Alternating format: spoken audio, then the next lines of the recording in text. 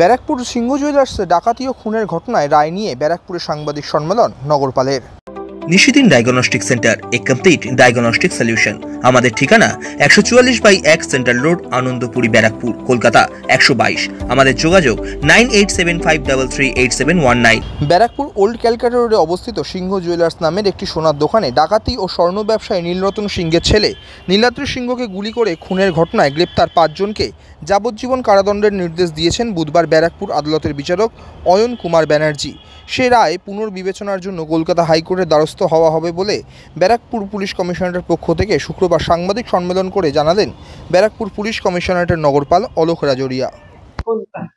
আপনারা জানেন টিটাগড়ে যেটা সিং জুয়েলারি যেটা গুলিকাণ্ড হচ্ছে, তো ওখানে অলরেডি আমরা কনভিকশন করেছিলাম। তারপরে আজকে এডিজে থার্ড কোর্ট 5 জনকেই যাবজ্জীবন সশ্রম কারাবাসে সাজাটা শুনিয়েছে। বেসিক্যালি রিগরাস মানে লাইফ ইমপ্রিজনমেন্ট। তো আমাদের যেটা পিসি স্পেশাল পিসি মিস্টার বিভাস, ওনাকে আমরা ইনভাইট করেছিলাম। তো উনি বেসিক্যালি খুবই ফোর্সফুলি আর্গিউ করেছেন মাননীয় কোর্টে সামনে কি এদের মধ্যে যারা ফায়ার করেছে, যাদের আগে প্রিভিয়াস রেকর্ড আছে। ফর এক্সাম্পল, আমি আপনাকে আগে ব্রিফ করেছিলাম যে আসিফ খান পাপিয়া মার্ডার কেসে কনভিক্টেড আসামি অ্যান্ড পালিয়ে গেছিল। তাছাড়া এখানে ঘটনা করার পরে রাজবীর সিং পাঞ্জাবেও একটা সিমিলার কাইন্ড অফ ইনসিডেন্ট করেছিল, এখানে ফায়ারিং করা হয়েছিল।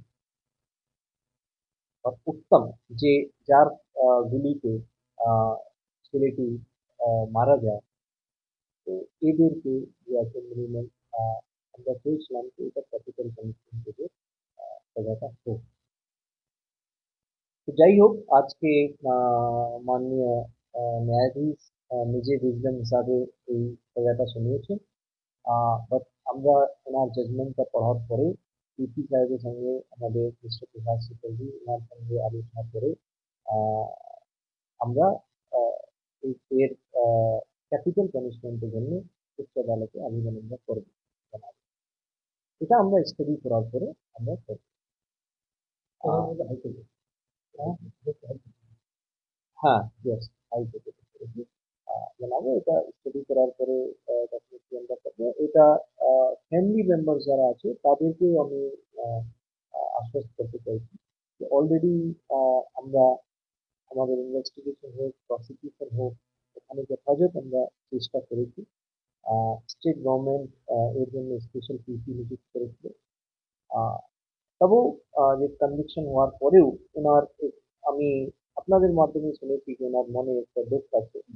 তো সেটা আমরা, এটা তো ডেফিনেটলি উনি ফাদার, ওনার ইমোশনাল হতেই পারেন। বাট আমরা মাননীয় ন্যায়াধীশ যে আছে ওনার জাজমেন্টটা স্টাডি করার পরে আমরা আলোচনা করে তারপরে আমরা ডেফিনেটলি আমাদের প্রাথমিকভাবে মনে হচ্ছে যে এখানে কিছু লোকের ক্যাপিটাল পানিশমেন্ট দেওয়া উচিত ছিল। সেটা একটা সমাজে একটা ভালো বার্তা, একটা সন্দেশ দিয়েছে, সেটা প্রাথমিকভাবে মনে হচ্ছে। বাকি আমরা আমাদের জাজমেন্টটাকে ভালো করে পরে ডিসিশনটা নেব।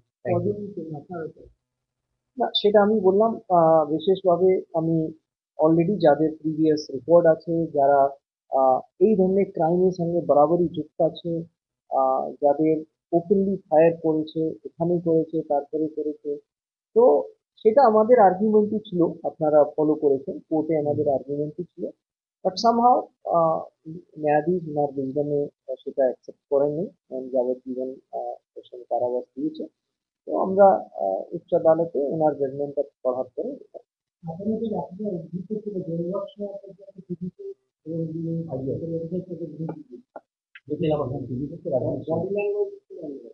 দেখুন, এটা এটা প্রফেশনাল হয়ে যায় ডেফিনেটলি। বাট আমাদেরকে এই কোনো হুমকি এর মধ্যে না গিয়ে ওর এটা নিশ্চয়ই যেটা আপনি বডি ল্যাঙ্গুয়েজ এই ধরনের হুমকি দেওয়াটা এরপরে সেই জিনিসটা কোর্টের জন্য আমার মনে হয়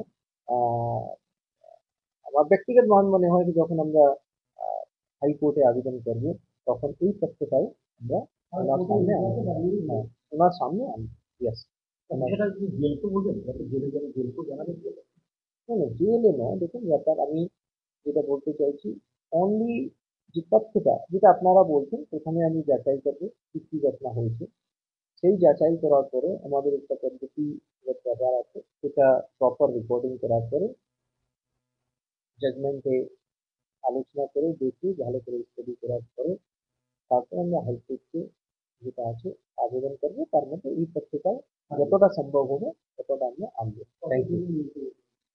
তখন একটা প্রক্রিয়া আছে, আমরা গভর্নমেন্টকে ওটা আবেদন করি, গভর্নমেন্ট আবেদন করার পরে নিশ্চয়ই গভর্নমেন্ট ডিসিশন নেবে, তারপরে ডেফিনেটলি।